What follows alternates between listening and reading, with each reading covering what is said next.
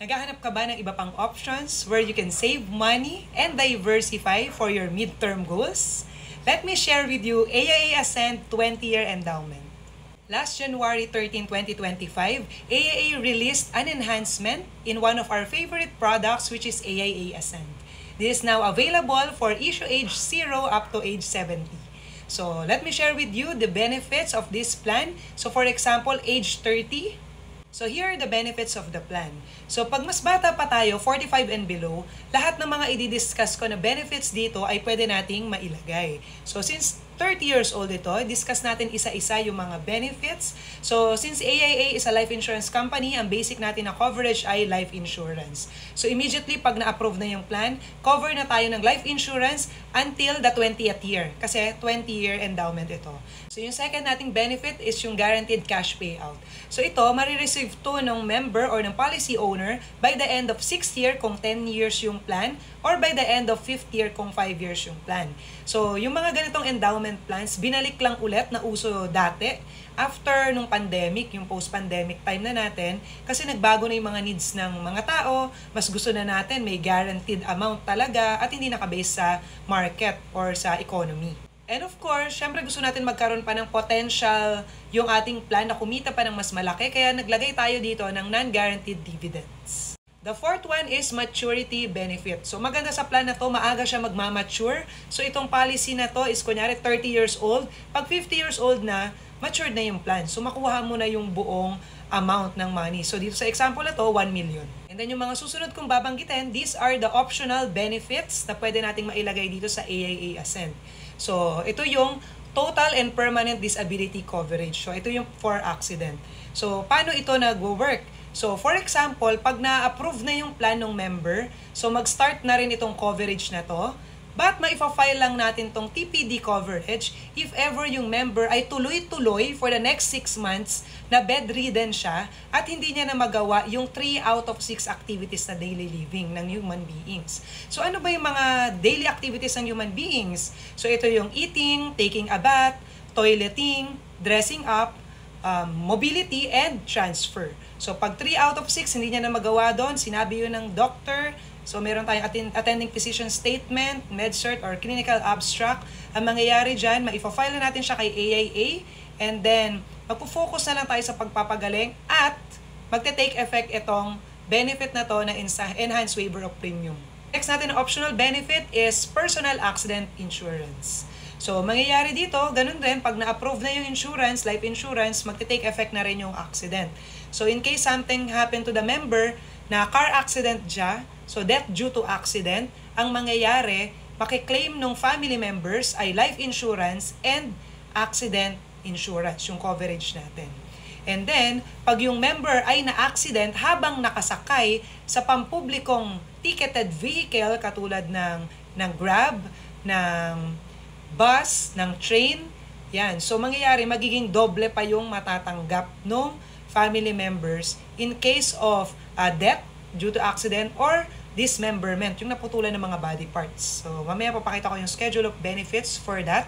And also, syempre, dito sa Philippines, we cannot avoid rin yung mga calamities, earthquake, fire, ganyan. So, mga typhoon. So, if ever yung member ay na-dismemberment, namatay na dahil dun sa mga calamities, may madadagdag pa na coverage. So, yung last natin na optional benefit ay tinatawag natin na enhanced waiver of premium. So, isa to sa favorite ko na riders or benefit na pwedeng maidagdag sa plan kasi nga nakalagay dito, if yung member 6 months na tuloy-tuloy na bedridden siya, totally and permanently disabled yung member na yon, o kaya naman nagkaroon siya ng critical illnesses na major, mamaya papakita ko yung 10 na listed, stop na yung hulog, si AIA na yung magbabayad on behalf of you para covered ka pa rin ng life insurance and ng personal accident, tapos tumatakbo pa rin yung savings mo so that you can focus sa pagpapagaling.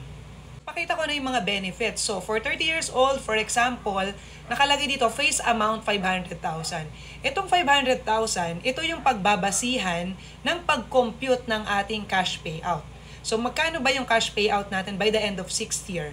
So, 5% of 500,000, which is 25,000, guaranteed. So, whatever man mangyari sa market, yun yung matatanggap mo at the specific time of the year na pag makukuha na yan.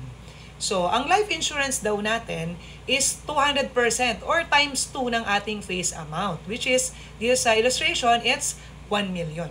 So, covered tayo nito the moment pag na-effective na yung plan up to the 20th year or until such time na winidraw mo na yung plan, terminate mo na ito earlier. So, may nakalagay dito, hinighlight ko, na whichever is higher. So, yung 1 million ba or yung nabayad mo less cash payout. Mamaya papakita ko sa illustration. So, for our optional benefits, itong TPD rider, 500,000 yung coverage natin. Tapos yung personal accident, 500,000 din. So, ibig sabihin yung member ay, kunyari, nagda-drive ng sarili niyang sasakyan, so hindi siya public utility vehicle. So, mangyayari doon, 1 million na life insurance plus 500,000 na to na accident coverage if ever death due to accident. So, ito naman yung enhanced waiver of premium na effective lang, of course, during the time na nagbabayad tayo ng plan. So, how much ba itong plan ito? Ito, 123,000. Ito yung semi-annual, quarterly. So, ayan yung ating mode of payment. So, let me show you this one so that we can be able to appreciate itong savings plan na to.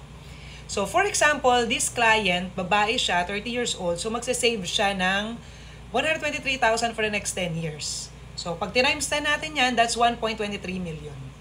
So, since yung member, wala naman siyang critical illnesses pa, healthy siya, na-approve siya sa AIA, and in case something happened to her, natural death, o kaya naman nagkaroon ng sakit, di ba? May mga nakikilala na tayo na bata pa lang nagkakaroon na ng mga big C, o kaya naman ng ibang health conditions.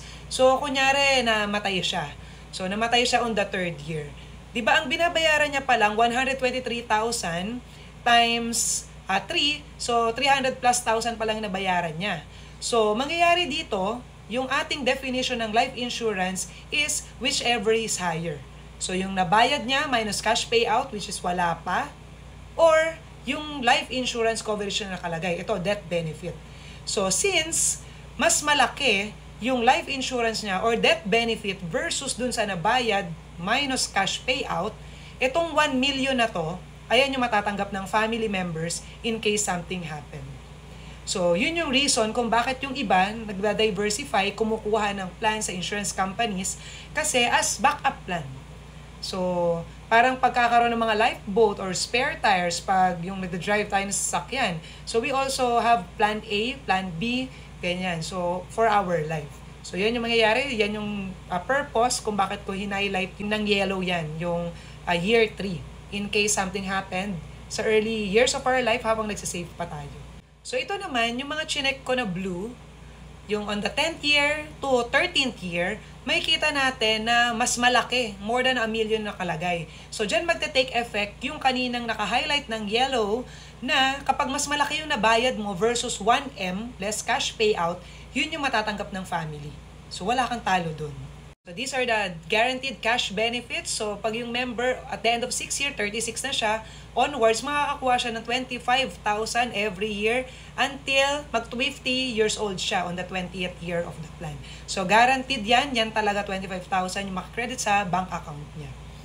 And of course, para mabigyan ng potential earning yung ating plan, meron tayong non-guaranteed dividends. So, ito yung accumulated dividends at 3.9% dividend accumulation rate. So, mas marirecommend ko na itong dividends, wag na lang natin kunin, ipunin na lang natin in the future, lalong-lalo na, kunyari doon sa example na to, ang bata-bata niya pa by age 50. Kapag age 50 na siya, aside from the 25,000 na makukuha niya by that time, inad na yan dito sa total living benefits. Diba sinabi natin, pag nag-mature na yung plan, ito yung tinatawag natin maturity benefit, you'll get that 1 million, yun nandun, inad na yan dito, plus yung ating accumulated dividends and yung cash payout na 25,000. So makikita natin dito sa total living benefits, that's 1.34 million. Hindi man guaranteed itong accumulated dividends, pero malapit na rin dito at makikita natin na mas kumita siya versus dun sa sinave natin na 1.23 million. So what differentiates getting this AIA Ascend plan or ng life insurance plan na may savings is during the past 20 years, yung 10 years na nag-save siya, tsaka yung waiting period na nakakatanggap siya ng cash payout, is, anong nangyayari, covered tayo ng life insurance in case something happened, pati accident coverage. So you get insurance when you don't need it than to need it and don't have it. So let me show you another scenario, no? So pag yung member naman, gusto niya ipunin yung mga cash payout, pati dividends. Sabi niya, at the end of the plan, on the 20th year, pag 50 years old na lang siya, doon niya na lang kukunin lahat. So parang early retirement money mo siya. So mangyayari ito yung ating illustration. So again, that highlight na green, ito yung if ever in case something happened to us na nagsasave pa tayo, ito yung prime working years of our lives. So mangyayari, meron tayong peace of mind that dahil may coverage na siya agad na 1 million kahit na mababa pa lang yung nasi-save niya sa plan. And then, itong may mga checks, greater than 1M siya kasi mas malaki na yung nahulog versus 1M. So whichever is higher, yun yung matatanggap ng family during the coverage ng plan. So mangyayari itong cash payout, i-add yan lahat, pati accumulated dividends. So kaya titigin tayo dito sa total living benefits. So ako may mga plan tayo na ganito. So pag pinag-ipon-ipon natin yan, clear naman tayo, doon na lang sa dulo, pang retirement ko to. So mas malaki yung kikitain, may konting interest compared sa kinukuha mo na siya agad.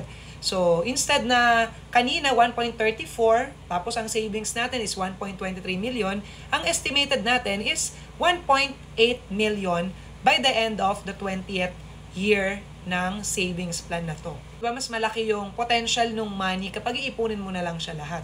Pero whichever man yung gusto mo at the moment, wala namang problema. So at least maganda kapag medium term goals nga, gagamitin mo na siya or gusto mo magkaroon ng extra money na may makukuha ka agad na amount from your plan, hindi kailangan by the end of 10th year. So meron ka na agad makukuha 25,000 or kung magkano man yung plan na nakuha mo na may guaranteed cash payout. So ito nga pala yung schedule of benefit nung ating accident coverage, yung personal accident coverage kanina, wherein pag yung member ay na-accident at naputulan ng body parts, na dismemberment siya, so ito yung mga percentages. So kung naputulan ng dalawang kamay na dahil sa accident, 100% of that yung makukuha. So kung 500,000, 500,000 yung dagdag.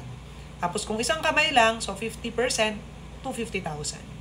Ang maganda pa dito sa bago nating accident coverage plan is if ever yung member nagko-commute siya at sumakay siya sa ticketed na vehicles o kaya naman na-accident siya dahil sa acts of nature, namatay siya na dahil sa accident while riding or dahil dito, or naputulan siya ng body parts or dismemberment, additional 100% yung matatanggap.